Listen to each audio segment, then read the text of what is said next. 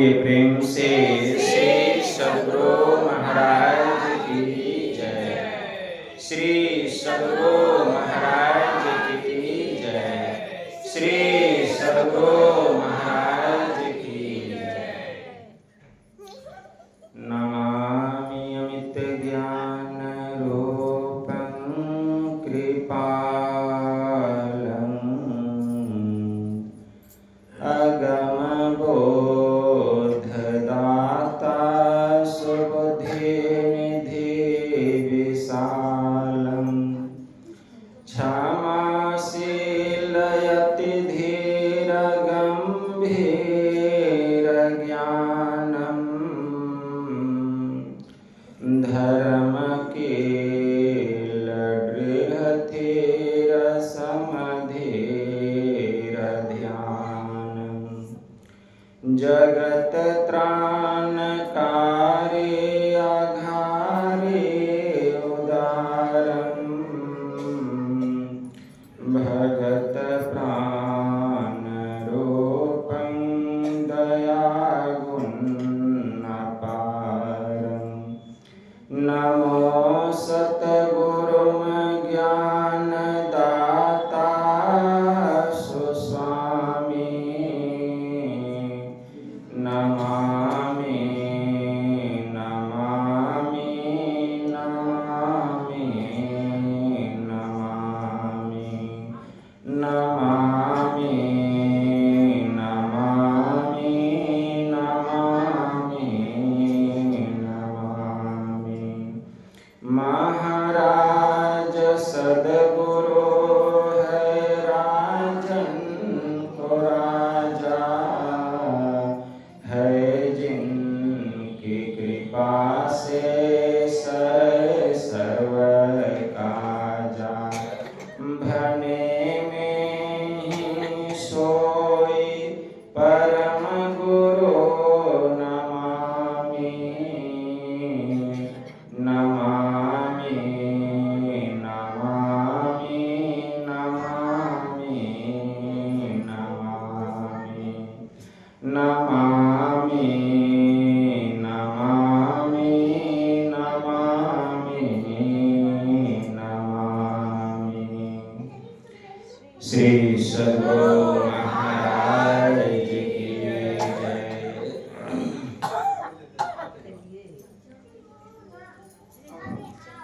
अव्यक्त रूप में परमाराध्य संत सद्गुरु महाराज के पावन कमल चरणों में बारंबार नमन।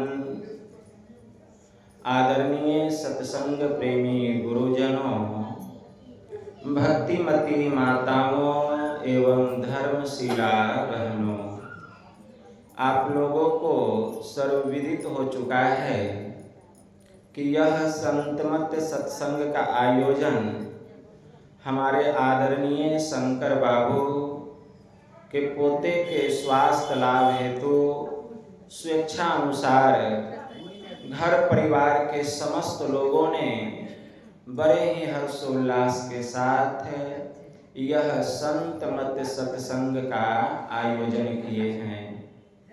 इस संतमत सत्संग के द्वारा ज्ञान योग युक्त एकमात्र ईश्वर भक्ति का संदेश दिया जाता है। प्रत्येक प्राणी मात्र को बोध कराया जाता है कि ज्ञान क्या है, योग क्या है, भक्ति क्या है, जीव क्या है, माया क्या है, ब्रह्म क्या है। इन सभी रहस्यमय बातों का ज्ञान सत्संग के माध्यम से यह जो जीव अबोध बना हुआ है, सत्संग श्रवण करते करते एक दिन वह सुबोध और परम ज्ञानी हो जाता है। अभी संत स्तुति और गुरु वंदना से पाठ का शुभारंभ हुआ। हम लोगों ने अति ही मनोयोग पूर्वक भक्ति युक्त ढंग से पाठ का श्रवण किया। तत्पश्चात श्री रामचरितमानस का भी हम लोगों ने पाठ श्रवण किया। हम लोग भगवान श्री राम के बाल्य रूप के संबंध में श्रवण कर रहे हैं और अभी गुरु महाराज की पदावली से हम लोगों ने पद का भी श्रवण किया। वास्तव में भगवान का बाल्य रूप क्या है, इसको जानना पड़ेगा। एक होता है रूप, दूसरा होता है स्वरूप और तीसरा होता है स्वरूप। रूप किसको कहते हैं? जिसको हम इस आँखों से देखते हैं वह रूप है। हम आपको देखते हैं, आप हमको देखते हैं, तो इस आँख से जो ग्रहण होता है उसी को हम लोग रूप कहते हैं। लेकिन अगर भगवान के जो बाल्य रूप है उसको अगर ग्रहण करना है तो वह इस आँख से ग्रहण होने योग्य ही नहीं है। तो जब भगवान का बाल्य रूप इस आँख से ग्रहण नहीं हो सकता है तो उनका स्वरूप को हम कैसे ग्रहण कर सकते हैं? जब उनके बाल्य रूप की पहचान नहीं हो सकती है तो उनकी स्वरूप की पहचान कैसे हो सकती है? बड़े उच्च कोटि के महापुरुष हो गए महायोगी गुरु गोरखनाथ जी महाराज। उनकी वाणी में आया, महायोगी गुरु गोरखनाथ जी महाराज कहते हैं, क्या कह रहे हैं? कहते हैं, गगन शिखर मही बालक बोलही, वाका नाम धरहुगे कैसा। शून्यं न वस्ति वस्ति न शून्यं, अगम अगोचर ऐसा। गगन शिखर मही बालक बोलही, वाका नाम धरहुगे कैसा। संत कबीर साहब ने कहा, गगन मंडल के बीच में तहवा झलके नूर, निगुरा महल न पावई पहुँचेगा कोई सूर। वाका पर्दा खोली के सन्मुख ले दीदार, बाल स्नेही साइया आदि अंत का यार। नैनों की करी कोठरी, पुतली पलंग बिछाए, पलकों की चितडारी के पिया को लिया रिझाए। कबीर कमल प्रकाशिया, उगा निर्मल सूर, अरे रैन अंधेरी मिटी गई, बाजत अनहद तूर। कबीरा मन निर्मल भया, जैसे गंगा नीर, पीछे पीछे हरि फिरे, कहे कबीर कबीर। तो संत कबीर साहब ने कहा कि वाका पर्दा खोली के सन्मुख ले दीदार, अब बाल स्नेही साइया, मतलब साईं का मतलब परमात्मा। परमात्मा का बाल्य रूप क्या है? तो अगर बाल्य रूप का दर्शन करना चाहते हैं तो वाका पर्दा खोली के, यह जो विकट पर्दा है, आंख बंद करने पर जो अंधेरा दिखाई देता है, यही है विकट पर्दा। इसको खोलो, वाका पर्दा खोली के लिए सन्मुख ले दीदार। यह कैसे खुलेगा? तो कहते इसके लिए सामने देखो, सामने देखना पड़ेगा। और जब सामने देखेंगे तो दृष्टि की दोनों धार मिलेगी, अंधकार का मंडल फटेगा, तब बाल स्नेही साइया। तो परमात्मा का बालक रूप, बिंदु रूप में परमात्मा सामने में हमको दर्शन देंगे, हमारे भीतर का दिव्य दृष्टि खुल जाएगा। उसी दिव्य दृष्टि से परमात्मा का बाल्य रूप का दर्शन होता है। उसी को बाबा कबीर कहते हैं, बाल स्नेही साइया आदि अंत का यार। वह जो अनंत परमात्मा है, अगर उसको जानना चाहते हो, उसको पाना चाहते हो, तो पहले परमात्मा के बाल्य रूप का तो दर्शन करना ही पड़ेगा। इसीलिए संत कबीर साहब ने कहा, गगन मंडल के बीच में तहवा झलके नूर, लेकिन निगुरा महल न पावे।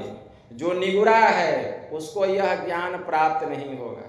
निगुरा महल न पावई पहुंचेगा कोई सूर, इसके लिए सूर बनना पड़ेगा। कैसा सूर, कैसा वीर?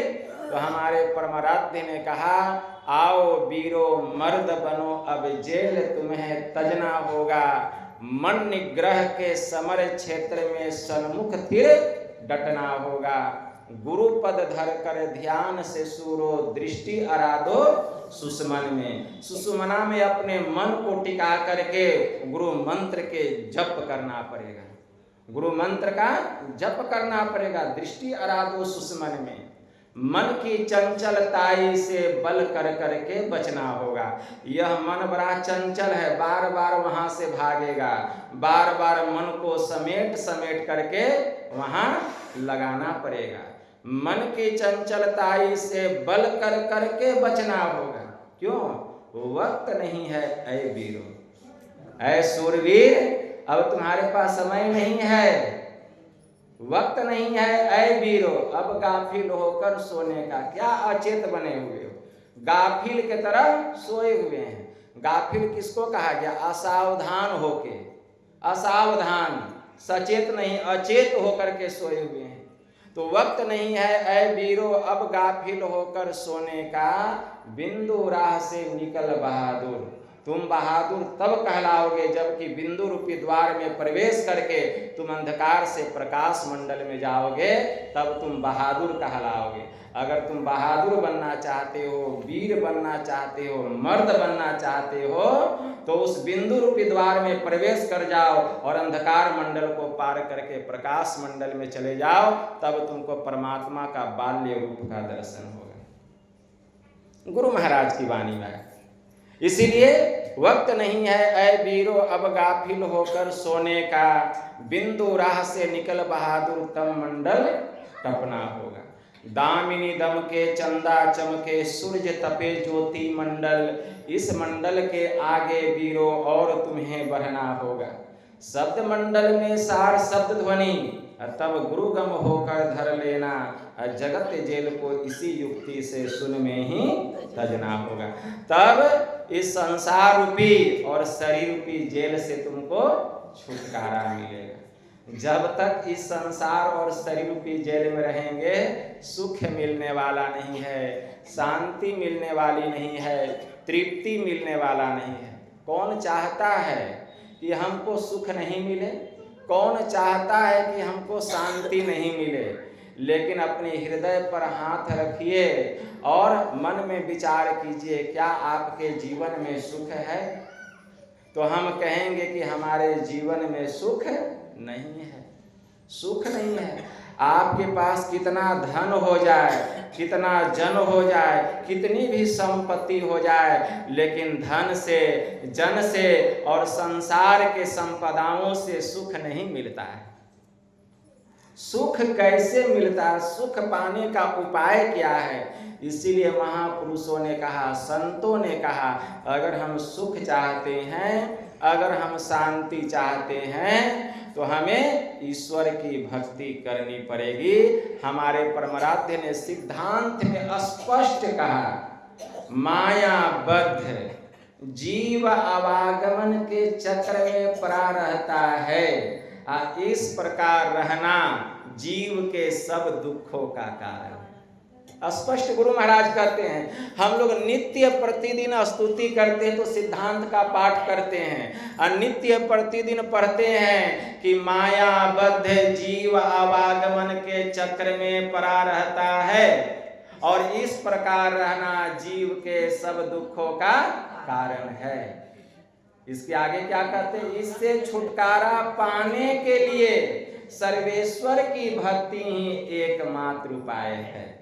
अगर हम इससे छुटकारा पाना चाहते हैं तो एक सर्वेश्वर की भक्ति करनी पड़ेगी, एक ईश्वर की भक्ति करनी पड़ेगी, तब इस माया के जाल से छुटकारा मिलेगा।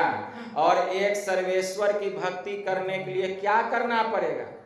हम पढ़ते हैं, केवल किताब में ही रह जाता है। इसके लिए क्या करना पड़ेगा? एक सर्वेश्वर की भक्ति करने के लिए तो गुरु महाराज कहते हैं, मानस जप करना पड़ेगा। मानस जप, मानस ध्यान, दृष्टि साधन तथा सुरत शब्द योग द्वारा सर्वेश्वर की भक्ति करके अंधकार, प्रकाश और शब्द के प्राकृतिक तीनों पर्दों से पार जाना और सर्वेश्वर से एकता का ज्ञान प्राप्त करके मोक्ष पा लेने का मनुष्य मात्र अधिकारी है।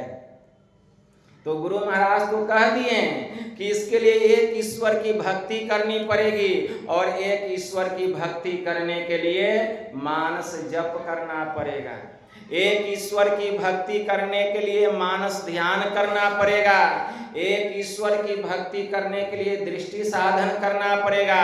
एक ईश्वर की भक्ति करने के लिए सुरत शब्द योग की साधना करनी पड़ेगी। यह ईश्वर भक्ति का स्वरूप है और स्वरूप है, यही एक साधन है ईश्वर को पाने का। हमारे गुरु महाराज लिख दिए कि ईश्वर को पाने का यही साधन है और कोई दूसरा, तीसरा, चौथा, पांचवा साधन नहीं है, बस यही एक साधन है। जो यह साधन करता है वास्तव में वह ईश्वर की भक्ति करता है और जो इस प्रकार की भक्ति करता है निश्चित वह माया के आवरण से छूटेगा, निश्चित वह ईश्वर को प्राप्त करके ईश्वर स्वरूप हो जाएगा। इसमें किंचित मात्र भी संदेह नहीं है। लेकिन जो ऐसा करता है उसी को ऐसा होगा, जो ऐसा नहीं करता है उसके साथ ऐसा नहीं होगा, वह तो माया के चक्कर में पड़ा रहेगा। तो हम लोगों को यह काम करना है, ईश्वर की भक्ति करनी है और ईश्वर की भक्ति करने के लिए यह जो साधन है, अभी जो साधन सुने, जिस साधन के द्वारा जीव को माया के आवरण से छुटकारा मिलता है और जीव जो है माया के आवरण से छूटकर ईश्वर में जाकर के मिल जाता है, यह साधन कौन बतलाएंगे?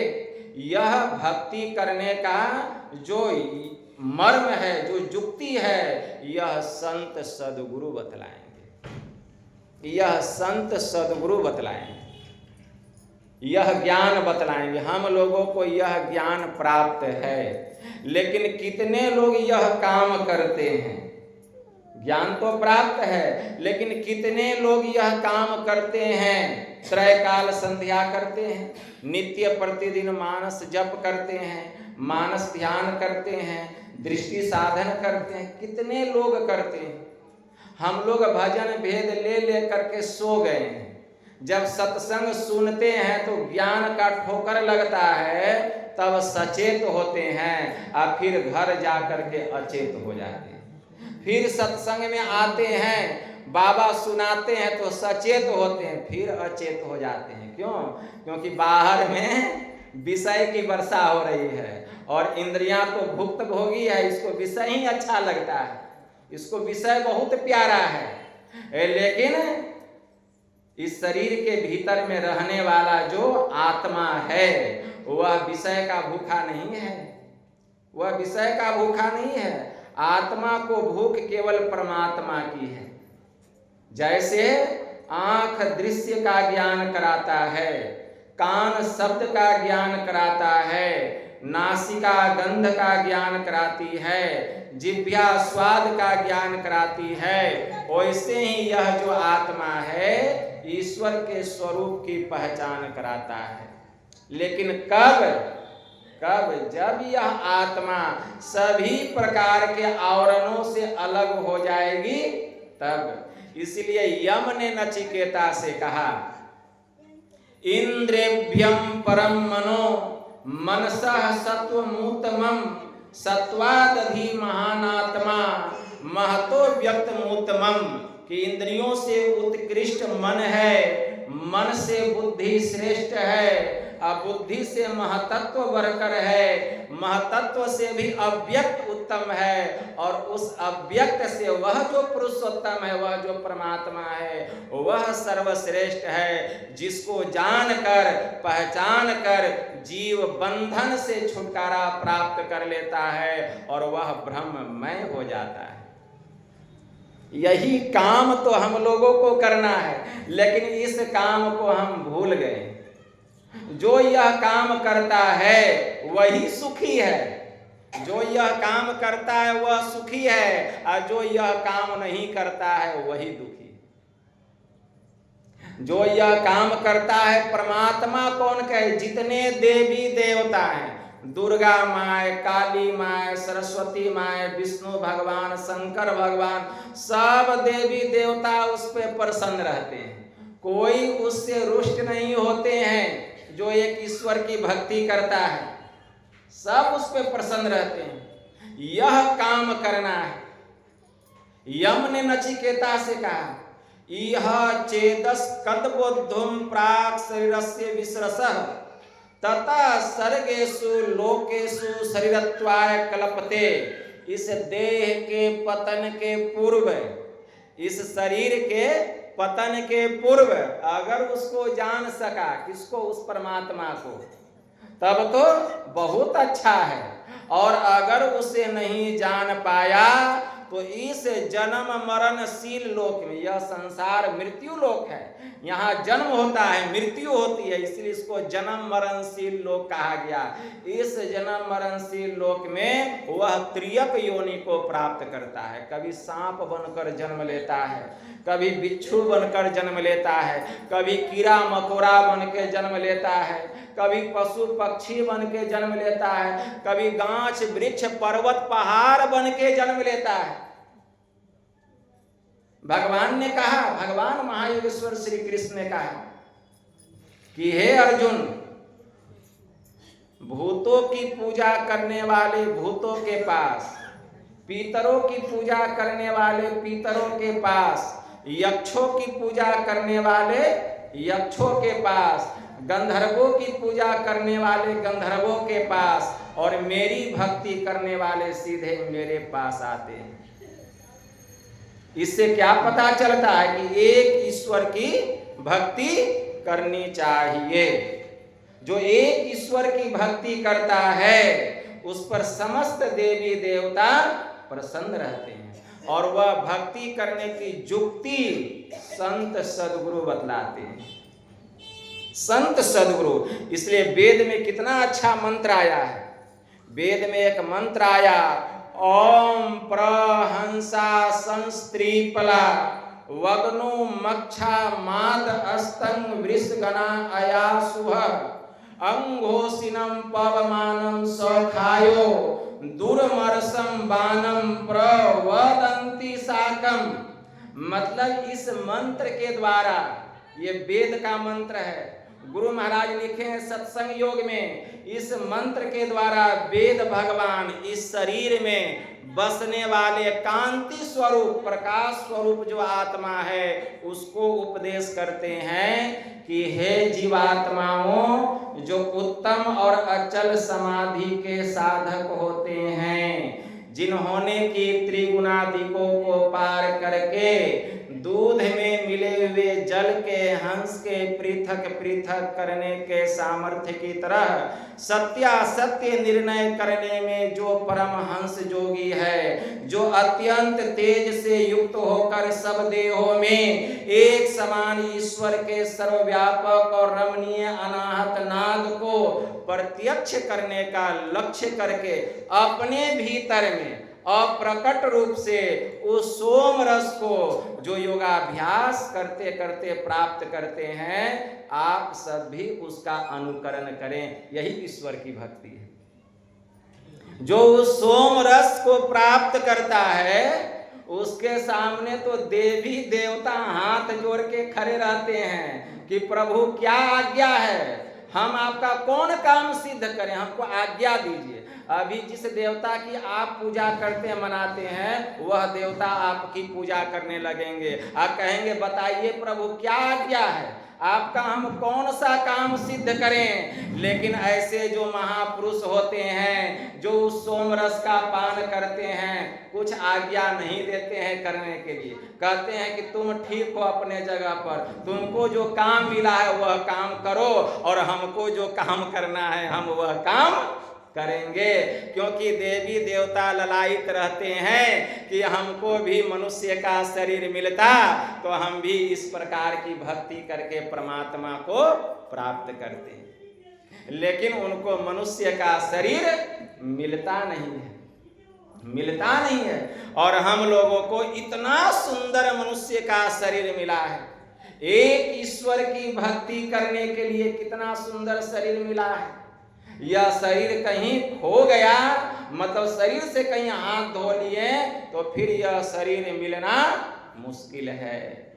इसलिए इस शरीर के भीतर में नरक में जाने का, स्वर्ग में जाने का, मोक्ष में जाने का सीढ़ी लगा हुआ है। कहाँ जाना चाहते हैं यह आपको निश्चय करना है कि हमको जाना कहाँ है।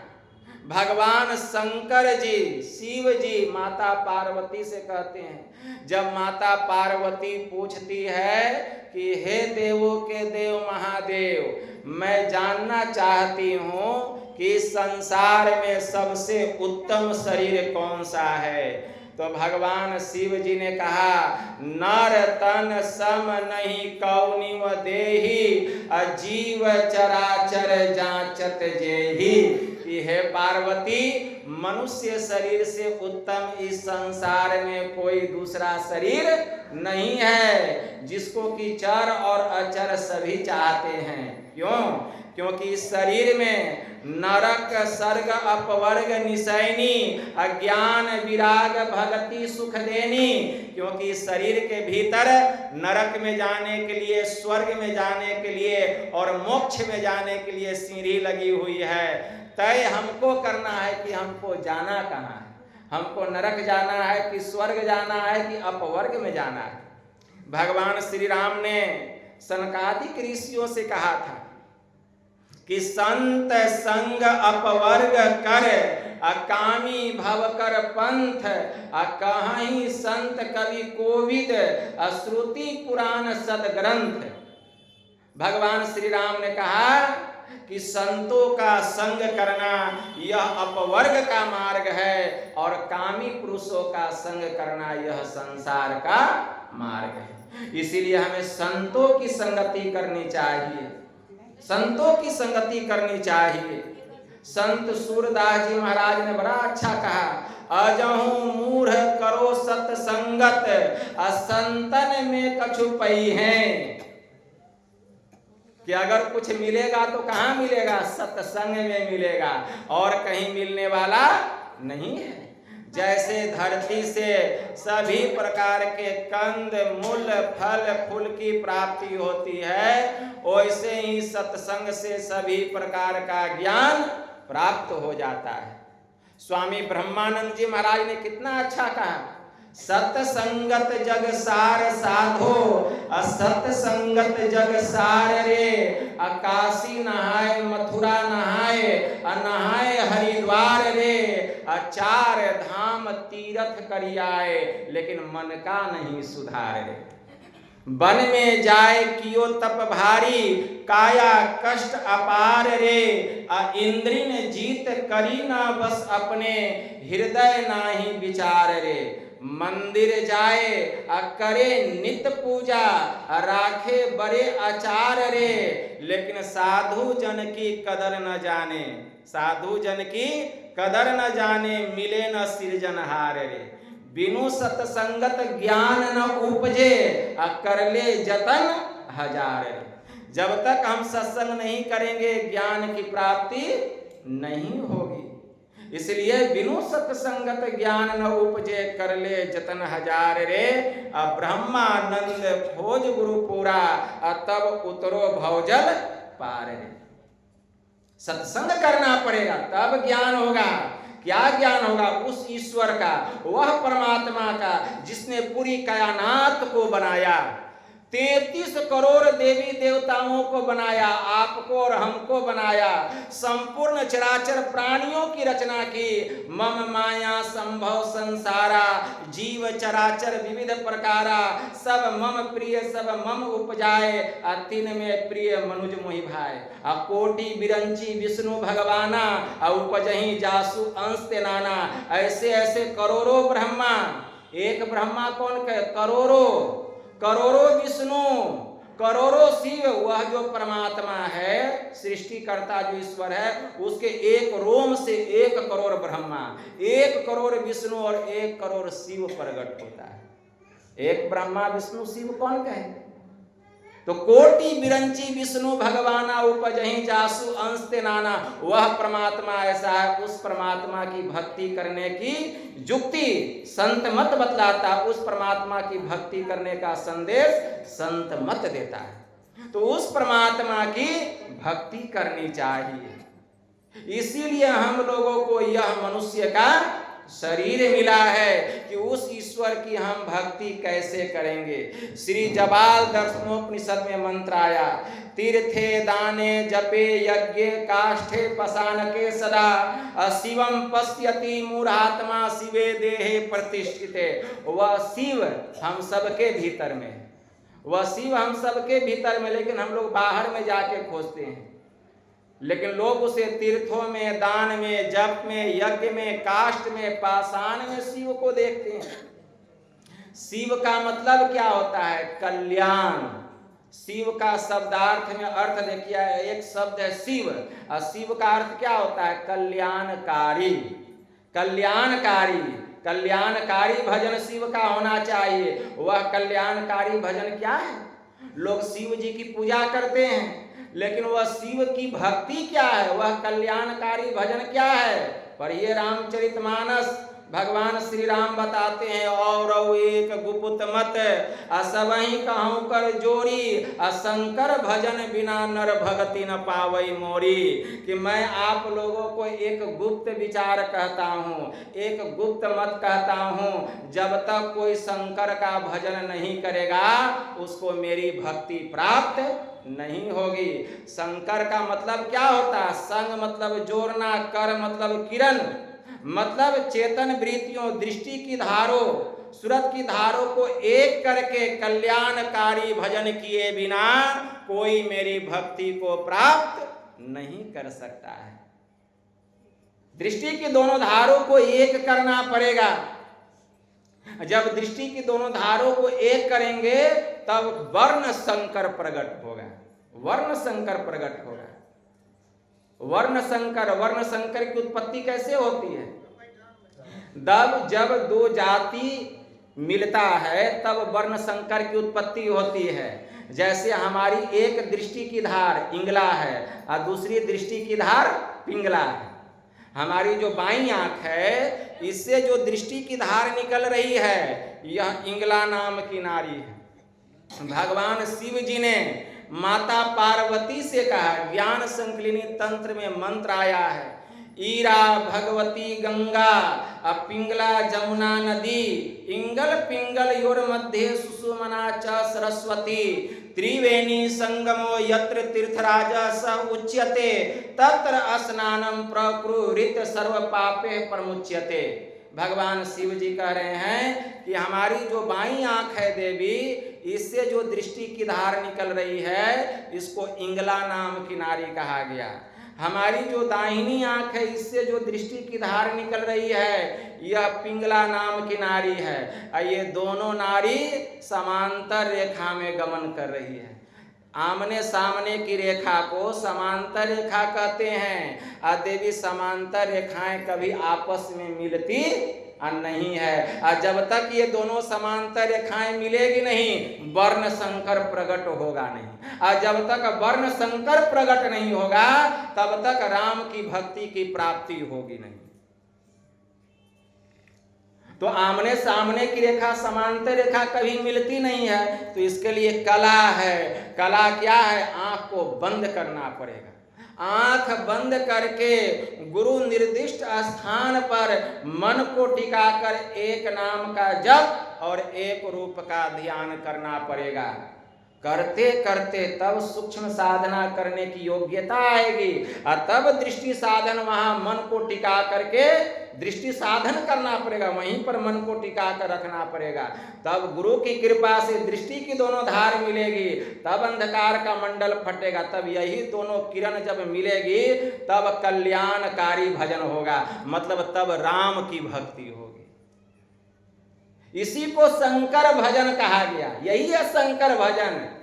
लेकिन भेद यह गुप्त पाना किसी ग्रंथ से है असंभव समझ लो किसी संत से। शास्त्रों में यह ज्ञान भरा हुआ है, लेकिन शास्त्रों को खूब पढ़ेंगे यह ज्ञान होने वाला नहीं है। यह ज्ञान कहाँ होगा? सत्संग में होगा। जैसे अभी आप लोग सुने तो यह ज्ञान हुआ, बार बार सुनते सुनते आपके हृदय में यह ज्ञान ऐसा बैठ जाएगा कि जीव को इस ज्ञान का ठोकर लगेगा, और तब देखिए जीव कैसे छटपटाने लगेगा।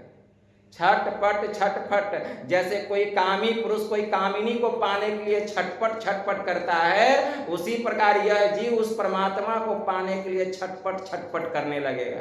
कब? ज्ञान को सुनते सुनते। जब ज्ञान की ठोकर लगेगी तब यह जीव छटपट करने लगेगा और सोचेगा यह भेद कहाँ मिलेगा। मानस में तो पढ़ लिया, सत्संग में सुन लिया, और जब यह ज्ञान का ठोकर ऐसा छटपट छटपट करेगा, बाबा हमको दीक्षा दे दीजिए। क्यों?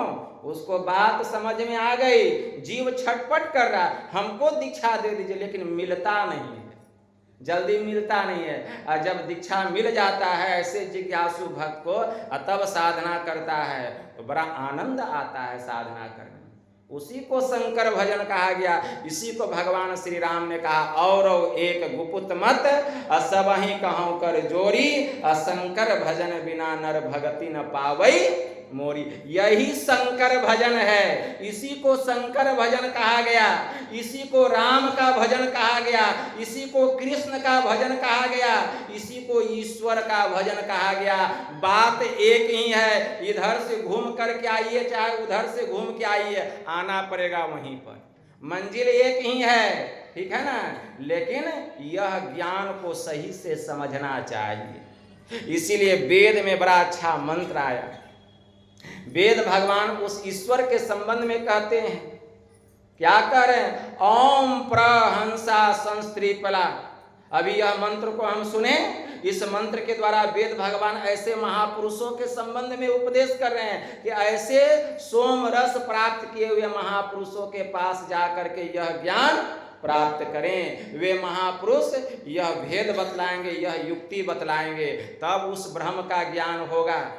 ओम स योजत उरुगायस्य जुटिम वृथा क्रीडंतम मीमीते न गावः परिनसंक्रीणोते तिग्म श्रृंगो दीवा हरिददृशे नक्त मृज। इस मंत्र के द्वारा वेद भगवान उपदेश करते हैं कि हे मनुष्यों, हाथ पैर मुंह गुदा लिंग रसना आंखें नाक कान, ये तो बाहर की इंद्रियां हैं।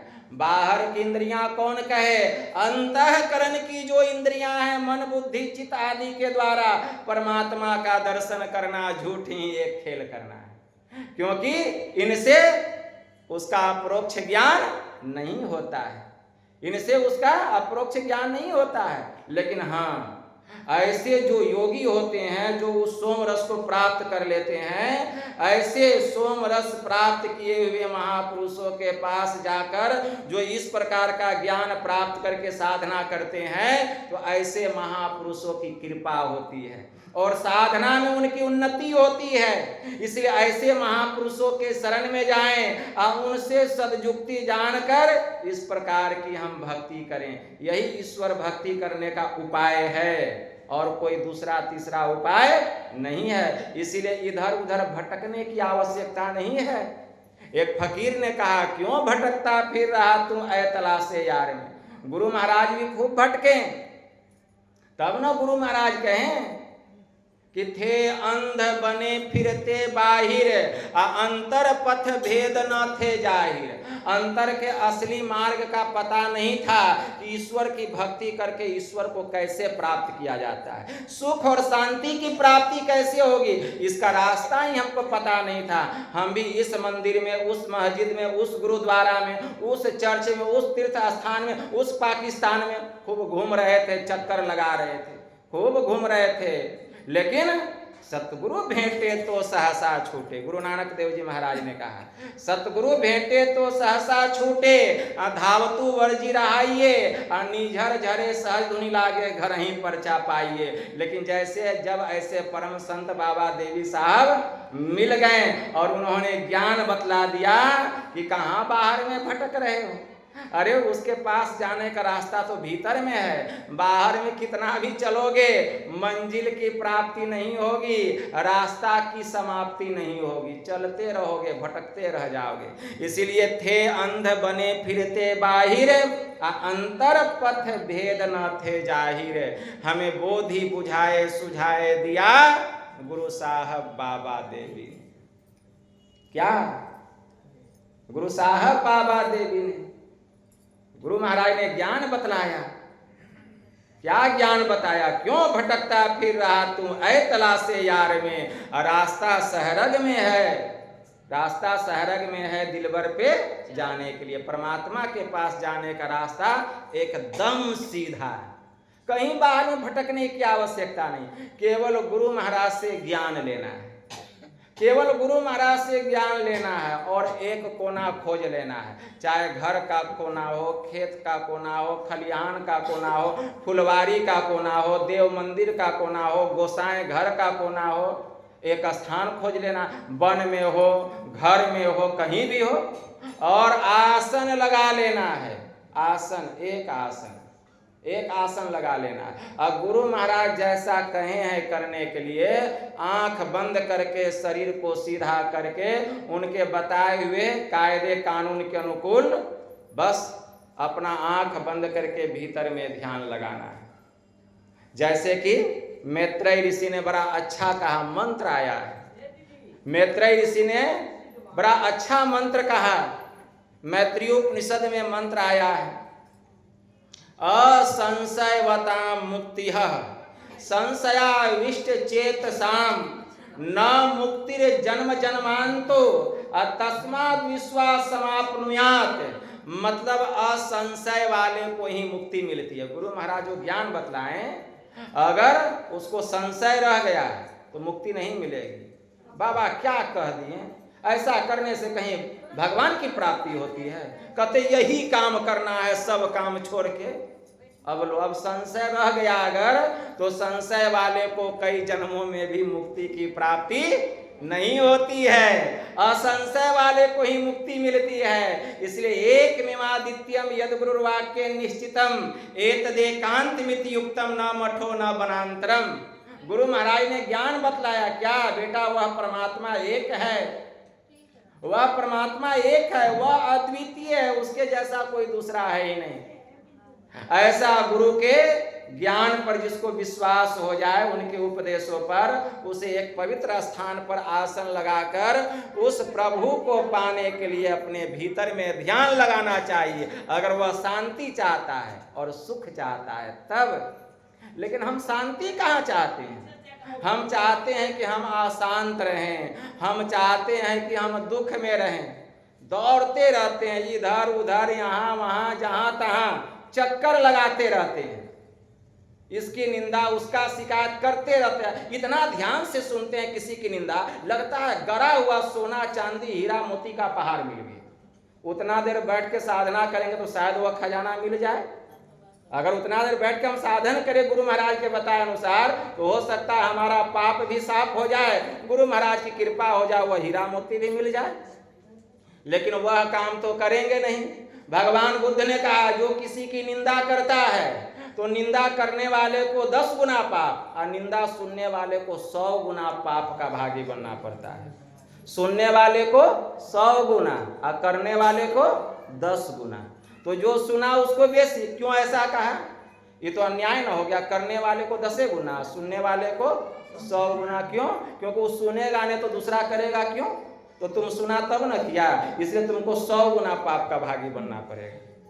इसीलिए किसी संत कबीर साहब ने कितना अच्छा कहा, निंदक एकहु ना मिले अब पापी मिले 1000, और एक निंदक के सिर पर करोड़ों पाप का भार। संत कबीर साहब ने कहा कि भगवान हमको पापी व्यक्ति का दर्शन करा दीजिएगा, लेकिन निंदक व्यक्ति का दर्शन नहीं कराइएगा। क्योंकि एक निंदा करने वाले व्यक्ति के ऊपर करोड़ों पाप का भार रहता है। इसीलिए अरे जो अपना काम करना है वह काम कीजिए। हम किस लिए आए हैं? हमको ईश्वर की भक्ति करना है। अपना समय निकाल करके ईश्वर की भक्ति कीजिए, ध्यान कीजिए, सत्संग कीजिए। अगर कहीं से कुछ अच्छा सुनने को मिले तो 100 कान लगा के सुनिए, और अगर कहाँ जहाँ कुछ बुरा हो वहां से तुरंत चलते बनिए। वहां रहने की कोई आवश्यकता नहीं है। इस तरह संसार में हमें रहना चाहिए। तब देखिए संसार में हम कैसे आगे बढ़ जाएंगे भक्ति के मार्ग में। इसीलिए परमात्मा ने 2 कान दिया और 1 मुंह दिया। क्यों? ज्यादा सुनो और कम बोलो, लेकिन सुनो तो ज्ञान की बात। ये ज्ञान की बात जो अभी हम आपको सुना रहे हैं, ये ब्रह्म विद्या है। मन की मलिनताएं समाप्त हो जाएगी। यम ने नचिकेता से कहा, ना विरतो दुश्चरिता ना शांतो ना स्माहित ना शांत मानसो वापी प्रज्ञानैनेन ममाप्नुयात्। जो पाप कर्मों से निवृत्त नहीं हुआ है, जिसकी इंद्रियां शांत नहीं है, जिसका चित्त अशांत एवं असमाहित है, वह कभी भी इस आत्मज्ञान को प्राप्त नहीं कर सकता। भारो विवेकिनः शास्त्रम भारो ज्ञानम च रागिना अशांतस्य मनोभारो भारो अनात्मविदो वपुः। अविवेकी के लिए शास्त्र भार है, रागी के लिए ज्ञान भार है, अशांत मनुष्य के लिए मन भार है, और जो आत्मज्ञानी नहीं है शरीर भार है। यह बोझा के जैसा शरीर लेके घूम रहे हैं। यह शरीर किस लिए मिला? मनुष्य का शरीर केवल आत्मज्ञान को पाने के लिए। अगर सही पूछा जाए कि हम लोगों को जब मनुष्य का शरीर मिला है किस लिए, तो केवल अपने को जानने के लिए हम मनुष्य का शरीर मिला है। इसीलिए गोस्वामी जी ने लिखा, देह धरी कर यही फल भाई, अब भजिए राम सब काम विहाय। कि सभी कामों से अपने मन को हटाकर एक ईश्वर की भक्ति करनी चाहिए।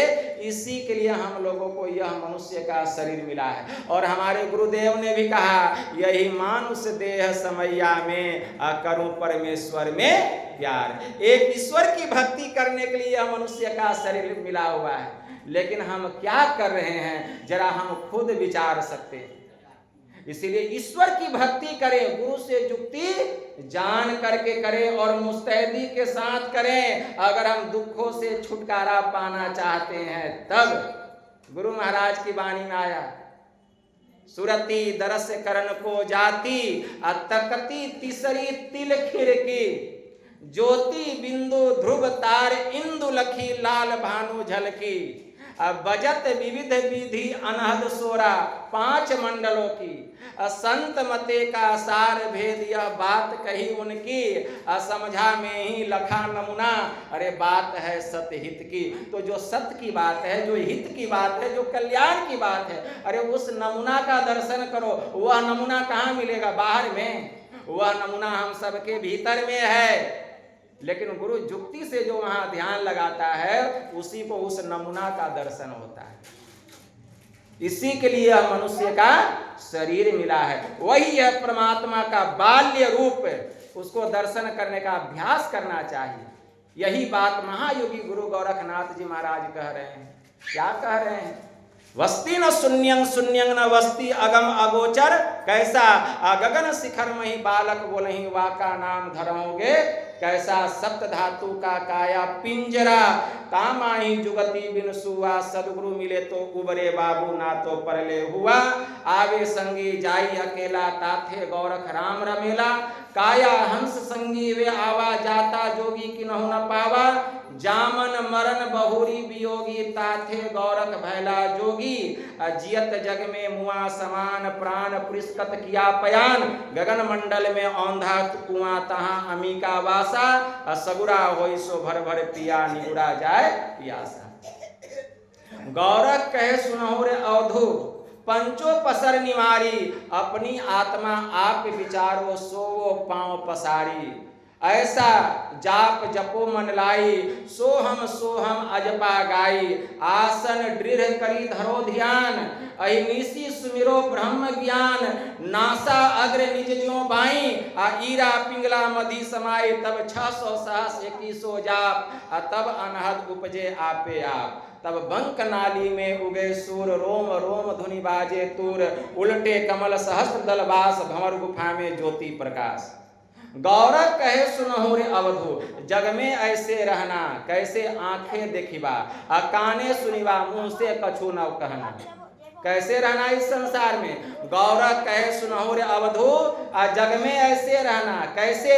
कहते आंखें देखिबा, आ काने सुनिबा, आ मुख से कछु न कहना।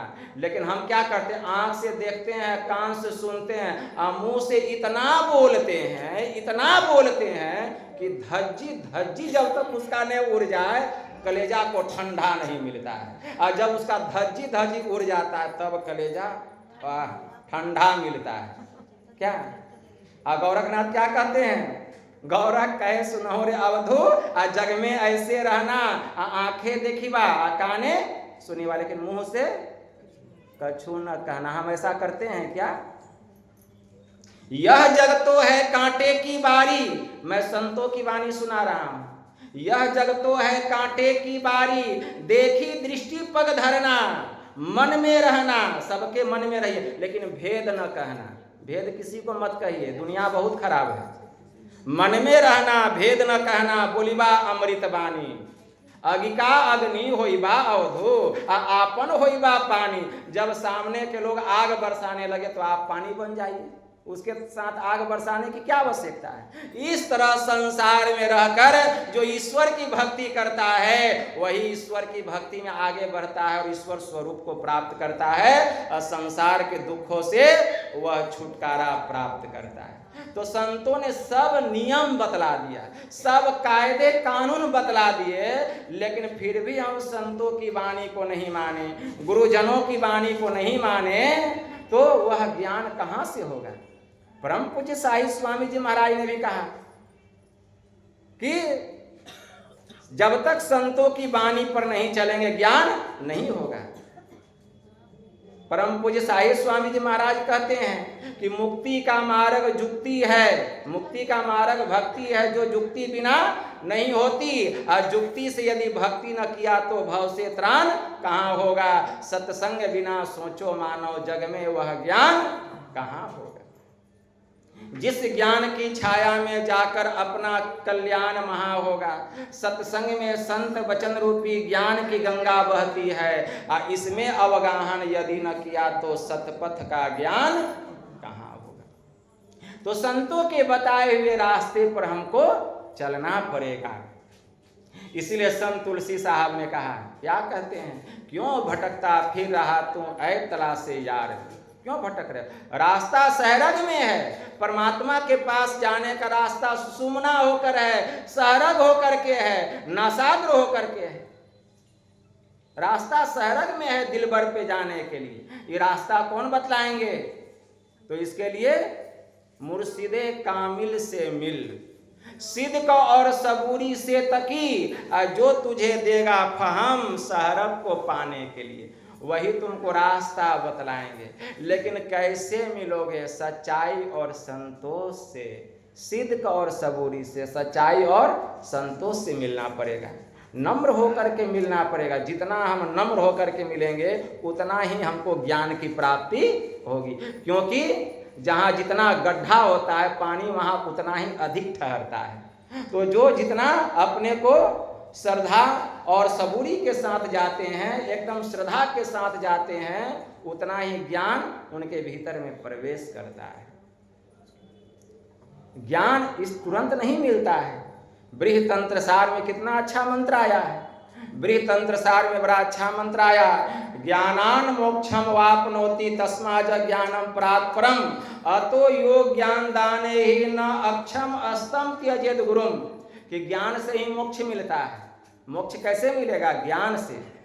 और ज्ञान कौन देते हैं? संत सदगुरु देते हैं। जो गुरु ज्ञान दान देने में समर्थवान नहीं हो, ऐसे गुरु का त्याग कर देना चाहिए, क्योंकि ज्ञानान मोक्षम वापनोति तस्माज ज्ञानम प्रात परम अतो यो ज्ञान दाने ही न अक्षम अस्तम त्यजत गुरुम। इसीलिए ज्ञान से मोक्ष मिलता है और मोक्ष से दुर्लभ इस संसार में और कोई दूसरी वस्तु नहीं है। मोक्ष को पाने का उपाय क्या है? भक्ति। भक्ति जिमि थल बिनु जल रहे न सकाई, अकोति भांति जो करई उपाई, जथा मोक्ष सुख सुनुख अगराई, रही न सकई बिनु हरि भगति बिहाई। इसीलिए मुक्ति रूपी सुख को प्राप्त करना चाहते हैं तो ईश्वर की भक्ति तो करनी ही पड़ेगी, लेकिन भक्ति के स्वरूप को जानना पड़ेगा, भक्ति की जुक्ति जाननी पड़ेगी, और वह जुक्ति संत सद्गुरु बतलाते हैं। हमारे परमाराध्य कहने की कृपा किए कि जब तक सच्चे संत सद्गुरु रूपी बादशाह नहीं मिल जाते, लाख नाक रगड़ते रह जाओगे, अंतर के असली मार्ग का पता चलने वाला नहीं है, नहीं है। जब तक पूर्व जन्म का पुण्य नहीं होगा, भगवान श्री राम ने क्या कहा? पुण्य पुंज बिनु मिलहि न संता, असत्य संगति संस्कृति कर अंता। जब तक पुण्य का विशाल पुंज जमा नहीं होगा, सच्चे संत सद्गुरु नहीं मिलते, और जब सच्चे संत सद्गुरु मिल जाते हैं तो निश्चित उस जीव का कल्याण होता है किसी न किसी जन्म में। पुण्य एक जग मह नहीं दूजा, मन क्रम वचन विप्र पद पूजा। संसार में इस एक पुण्य के अलावा दूसरा पुण्य नहीं है कि तन से, मन से और वचन से ऐसे विप्रों की, ऐसे संत सद्गुरु की सेवा करना, मतलब उनकी भक्ति करना, उनके आदेश और उपदेश में रखना। उनका आदेश उपदेश क्या है? सत्संग नित्य अरुध्यान नित्य, रहिए कृत संलग्न हो, व्यभिचार चोरी नशा हिंसा झूठ तजना चाहिए। गुरु महाराज दूसरी जगह कहते हैं, योग हृदय वृत्त केंद्र बिंदु में युग दृष्टियों को जोड़ी कर, मन मानसों को मोरी, आशा निराशा छोड़ी कर, ब्रह्म ज्योति ब्रह्म ध्वनि धार धरी आवरण सारे तोड़ी कर, असुरत चला प्रभु मिलन को विषयों से मुख को मोरी कर, झूठ चोरी नशा हिंसा और जारी छोड़ी कर, संतों की आज्ञा है ये मैं ही माथ धर छल छोड़ी कर। तो गुरु के आदेश उपदेश में हम रखते हुए एक ईश्वर की भक्ति करें, खूब सदाचार का पालन करें। जैसे बिना नींव का मकान मजबूत और टिकाऊ नहीं हो सकता, उसी प्रकार बिना सदाचार का पालन किए हम ईश्वर की भक्ति में एक तिल बिंदु भी आगे नहीं बढ़ सकते। तो सदाचार का पालन करते हुए मुस्तैदी से एक ईश्वर की भक्ति करें, हमारा परम कल्याण होगा। यही थोड़ा सा मैंने आप लोगों की सेवा में कहा। बस इतना ही कहकर गुरु महाराज के श्री चरणों में प्रेम पुष्प समर्पित करते हुए मैं अपनी वाणी को यहीं विराम देता हूँ, और शंकर बाबू के जो पोते हैं उसको गुरु महाराज की तरफ से आशीर्वाद देता हूँ कि वह जल्दी से इस धरती पर चलने नहीं दौड़ने लगे, और इस घर में गुरु महाराज की असीम कृपा बनी रहे। और आप जितने लोग आए हैं अपना कीमती समय निकाल कर, मैं गुरु महाराज से प्रार्थना करता हूँ कि साधना में आप लोगों की उन्नति हो। बोलिए प्रेम से श्री सद्गुरु महाराज की जय।